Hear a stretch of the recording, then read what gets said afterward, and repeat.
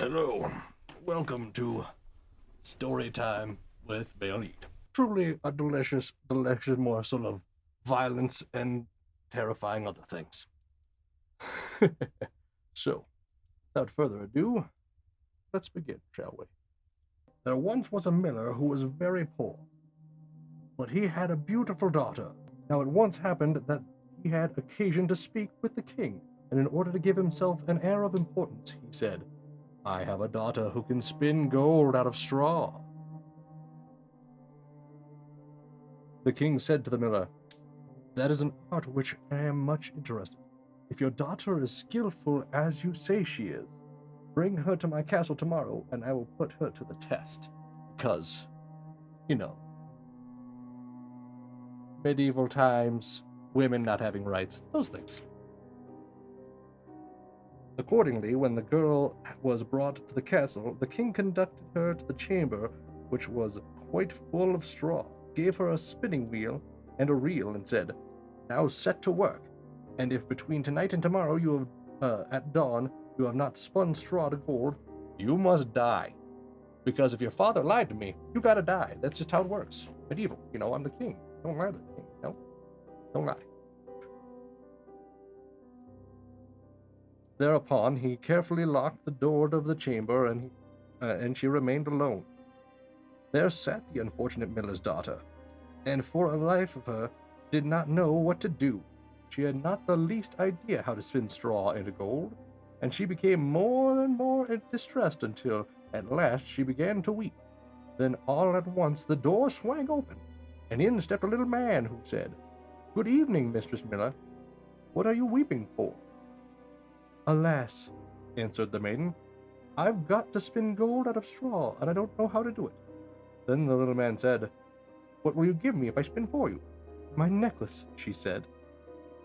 The little man took the necklace, sat down before the spinning wheel, and whir. In the thrice the wheel was full. Then he fixed another reel, and whir, thrice round, that too was full. And so it went on until the morning, when all the straw was spun and all the reels were full of gold. Because it's common for husbands to put fathers to put their daughters in situations of marriage where they have no way of succeeding at the task. Truly groundbreaking stuff here. Immediately at sunrise, the king came. Phrasing. And when he saw the gold, he was astonished and much pleased, but his mind became only more avarice.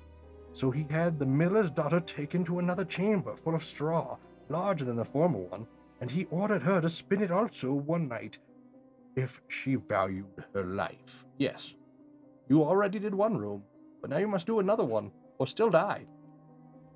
Such a fair king, so fair. The maiden was at her wit's end, and began to weep. Then again the door sprang open, and a little man appeared and said, "What will you give me if I spin the straw into gold for you?" "A ring off my finger," answered the maiden. The little man took the ring, began to whir again at the wheel, and by morning had spun the straw into gold. The king was delighted at the sight of masses of gold, giant masses of gold. But yet he was still not satisfied. More masses of gold. All them gold masses. He had her taken to a larger chamber still, full of straw, and said, "This you must spin into gold, but if you succeed, you shall become my queen."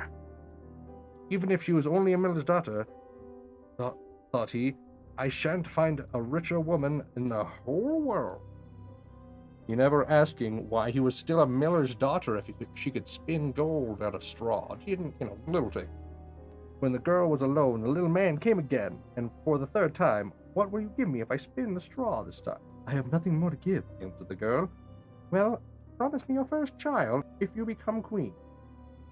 "Who knows what may happen," thought the miller's daughter, but she did not see any other way of getting out of the difficulty. So she promised the little man what he demanded, and in return he spun her straw into gold once more. Then the king came in the morning and found everything that he had wished. He celebrated his marriage with her, and the miller's daughter became the queen, because, you want to marry people who threaten your life. About a year afterwards, a beautiful child was born, but the queen had forgotten all about the little man. However, he suddenly entered a chamber and said, "Now give me what you promised me." The queen was terrified and offered the little man all the wealth in the kingdom if you would let her keep the child. But as the little man said, "No, I would rather have some living thing than all the treasures of the world." Then the queen began to moan and weep to such an extent that the little man felt sorry for her. "I will give you 3 days," he said, "and if within that time you discover my name, you shall keep the child." Then during the night the queen called to the mind all the names that she had ever heard. And when the little man appeared the next day, she began with Caspar, Melchior, Balthazar, and mentioned all the names from which she knew, none one after another, but at every one the little man said, "No, no, that's not it. That's not my name." The second day, she had inquiries made all around the neighborhood for the names of those people living there, and suggested to the little man all the most unusual and strange names. "Perhaps your name is Cow-Ribs, or Spindleshanks, or Spider-Legs?" "Yes, a little man named Spider-Legs. That sounds totally accurate." But again, he answered, "No, that's not my name." On the third day, the messenger came back and said, "I haven't been able to find any new names, but as I came around the corner of a wood on a lofty mountain, where the fox says good night to the hare, I saw a little house. In front of the house, fire was burning, and around the fire the most ridiculous little man was leaping. He was hopping on one leg and singing, 'Today I bake, tomorrow I brew my beer, and the next day I'll bring the queen's lad here.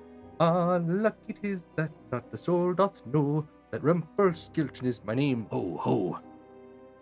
You can imagine how delighted the queen was when she had heard the name, and soon afterwards, the little man came in and asked, "Now, your majesty, what is my name?" At first she asked, "Is your name Tom?" "No." "Is it Dick?" "Nice." "No." "Is it by chance Rumpelstiltskin?" "The devil told you that!" shrieked the little man, and in a rage he stamped his right foot into the ground so deep that he sank up to his waist. Then, in his rage, he seized his left leg with both hands and tore himself asunder in the middle. The end. You thought that there was some sort of happy ending. No. The girl ends up with the husband who threatened her life 3 times. And the little man who made it so that way she wouldn't die was ripped in half by his own mates. Truly a wonderful child's tale. Yeah.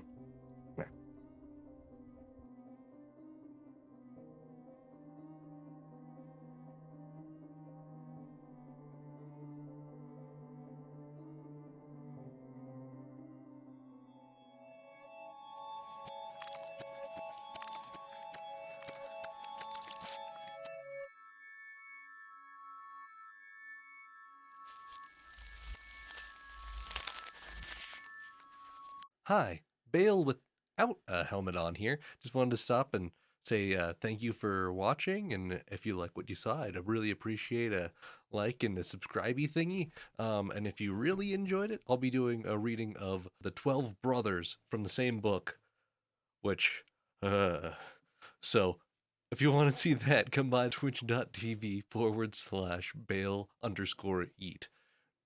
That's Bale with 2 A's.